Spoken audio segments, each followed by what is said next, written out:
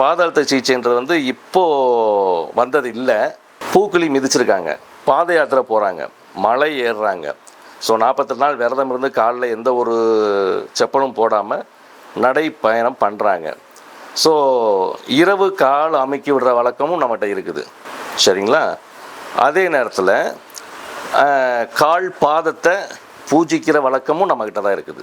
நான் என்ன சொல்ல வரேன்னா, ஸோ தமிழர்கள்ட்டேருந்து இந்த பாத அழுத்த சிகிச்சை போயிருக்கணும் அப்படின்றது என்னுடைய கருத்து. ராமர் பாதம் சொல்கிறோம், ஆஞ்சநேயர் பாதம் சொல்கிறோம். ஸோ இந்த மாதிரி பாதங்களை வச்சு பல இடங்கள் இருக்குது.